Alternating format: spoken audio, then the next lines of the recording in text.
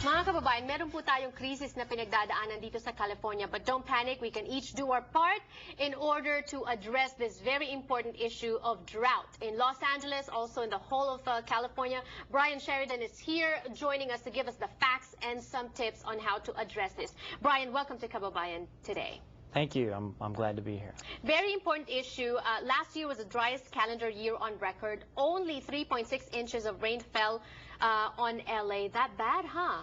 Yeah, it's really bad. And in fact, this year, many people may know, it only rained one time. So if you combine last year and this year, we are in drought conditions. Right, and there's no rain in the forecast. There is no rain in the forecast. Yeah, which is very alarming. And so, you know, people are talking about climate change. Climate scientists tell us that these kind of droughts are happening more frequently due to climate change. And we all know that the debate on climate change is still ongoing.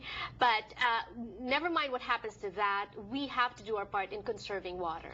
We really do. In fact, the governor declared a drought state of emergency the other day, and he's asking all Californians to try to conserve 20% of their water use. And we can do that with many, many things, or by doing our share, like I said earlier. The first one is water-efficient appliances. That's right. I mean, we have easy solutions within our homes, within our apartments, low-flow toilets, shower heads.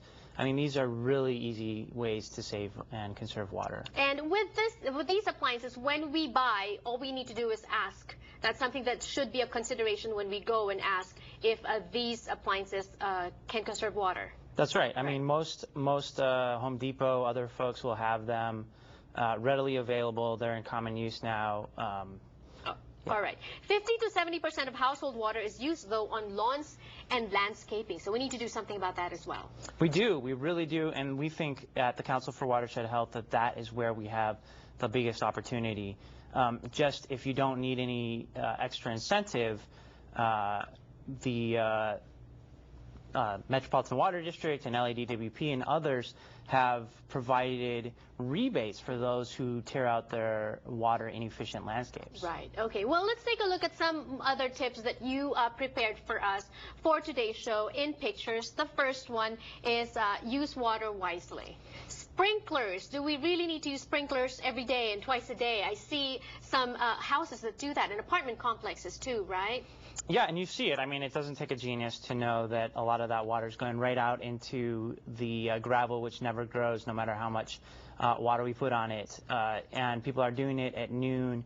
The most efficient time, of course, is when it's dark out in the evening hours. There's water efficient sprinklers, drip irrigation. There's a lot of things that we can do on that front. All right, another one, another tip right here, and this is in a calendar, right? This is very important. That's right. Gray water is an opportunity that we have to reuse the water that we're already using, and it used to be that if you try to do that, there were laws that restricted that, but today there's some great tips by the Gray Water Alliance that people can get through our website at watershedhealth.org, where they can learn how to do that if they want to connect something to their washing machine. Yeah, very well. You know, we need to do our part. We need to be responsible citizens, responsible human beings who take care of our nature, right? What is the website again where we can get more information? Watershedhealth.org. Okay, information on the screen. And that's the website as well. Get more tips and, like you said, different companies offering rebates. Thank you so much. More power to you. Entertainment news when we return. Don't go away.